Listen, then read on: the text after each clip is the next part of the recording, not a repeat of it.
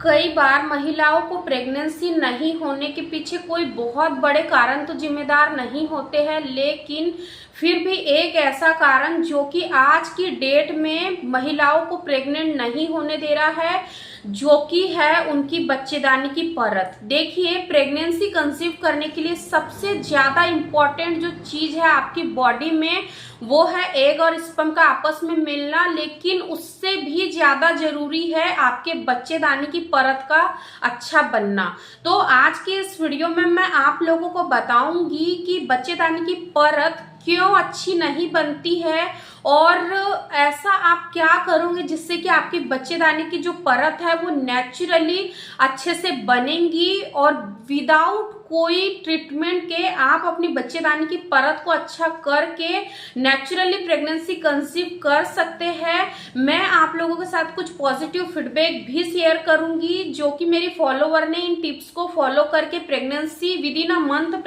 Conceive की है। तो आप वीडियो को लास्ट तक जरूर देखिएगा।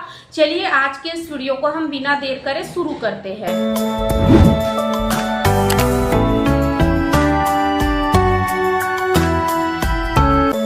देखिए, सबसे पहले तो आपको इस चीज को समझना बहुत ही ज्यादा जरूरी है कि बच्चेदानी की परत आखिर अच्छी क्यों नहीं बनती है।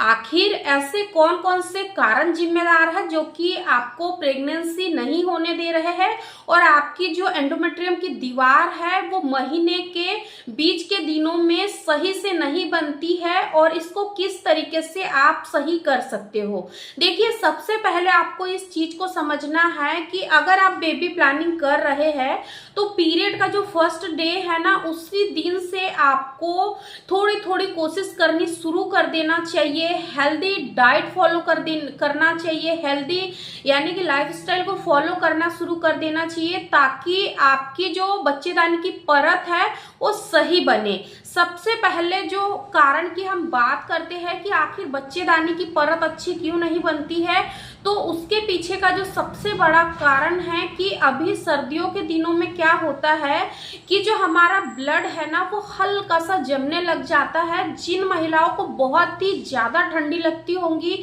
यानी कि वो ठंड के मौसम में बिना स्वेटर बिना सॉक्स के नहीं रह पाती, उनको बहुत ठंड लगती है, तो ऐसी महिलाओं को थोड़ी सी प्रॉब्लम यहाँ पर हो सकती है, क्योंकि जब जरूरत से ज्यादा महिलाओं को ठंड लगती है तो इससे जो ब्लड का सर्कुलेशन है वो भी थोड़ा सा स्लो होता है और जो ब्लड का फ्लो आपके बच्चेदानी की ओर बढ़ना था, आपके एंडोमेट्रियम की दीवार की ओर बढ़ना था, वो वहां प्रॉपर तरीके से नहीं बढ़ पाता है, जिस वजह से कि कई बार आप कोशिश तो करते हैं मां बनने की, लेकिन आपको सफलता नहीं मिलती है। क्योंकि प्रेगनेंसी कंसीव करने के लिए जिस तरीके से एक स्वस्थ अंडे का एक स्वस्थ स्पर्म से मिलना बहुत ही ज्यादा जरूरी है, तब जाकर ये फर्टिलाइज्ड होते हैं और जो फर्टिलाइज्ड जो एग है वही आगे चल के एक भ्रूण का निर्माण करता है, तब जाकर आपको प्रेगनेंसी कंसीव होती है। मान के चलिए कि आपके एग और स्पर्म सही है, लेकिन अगर एंडोमेट्रियम की लाइनिंग सही नहीं बन रही है, जो कि होनी चाहिए 10 से 12 mm के बीच में होनी चाहिए, या फिर 8 से 10 mm के बीच में भी अगर आपकी एंडोमेट्रियम की लाइनिंग बनती है तो इनफ है, आपको प्रेगनेंसी हो सकती है। लेकिन आपकी जो एंडोमेट्रियम की लाइनिंग है, जो दीवार है, जो उसकी थिकनेस है, वो केवल और केवल 5 से 7 mm के बीच में ही बनती है, तो ऐसे में जो फर्टिलाइज्ड एग है, जो भ्रूण बना हुआ है, वो भ्रूण आपके बच्चेदानी की दीवार में जाकर नहीं चिपक पाएगा और फिर आपको पीरियड आ जाएंगे। ये तो थी वो बातें जो कि आपको जाननी बहुत ही ज्यादा जरूरी है कि अगर आपको बेबी नहीं हो रहा है तो इसके पीछे कहीं ना कहीं ये चीजें जिम्मेदार हो सकती है।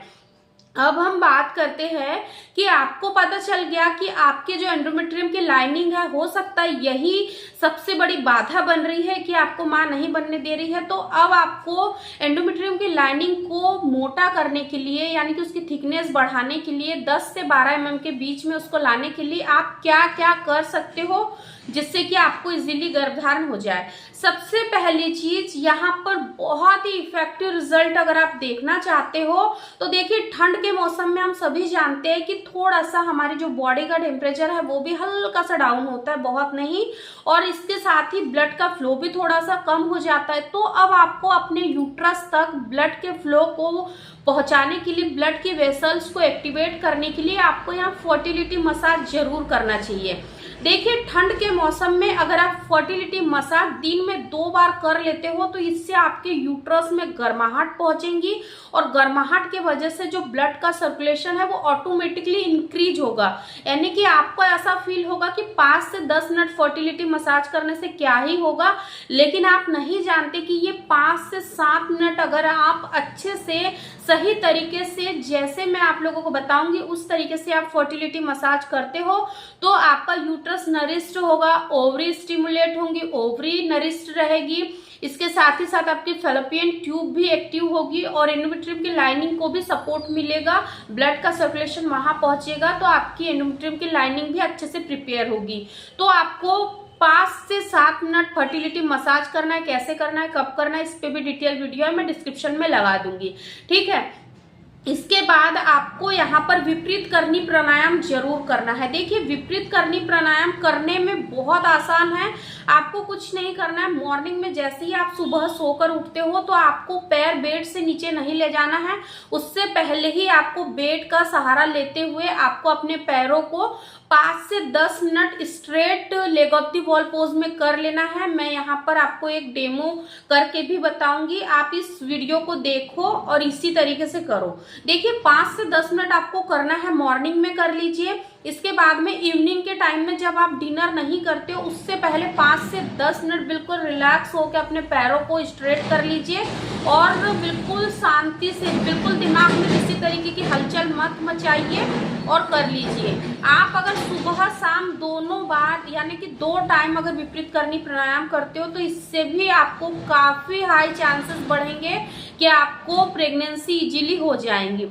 थर्ड और सबसे इम्पोर्टेंट चीज कि यहाँ पर आपको, मैंने काफी सारे वीडियोस में आप लोगों को बताया है कि अनार और चुकंदर खाने से किस तरीके से आपके एंडोमेट्रियम की लाइनिंग नरिश्ड होती है। देखिए, जो चुकंदर होता है उसमें जिंक, आयरन, मैग्नीशियम, ये सारी चीजें पाई जाती है जो कि ओवरऑल आपके यूट्रस को नरिश्ड करता है। और इसके साथ ही साथ जो अनार होता है उसमें नेचुरल फॉलिक एसिड होता है, और अनार के नियमित इस्तेमाल से भी आप अपनी फर्टिलिटी को काफी हद तक बूस्ट कर सकते हो।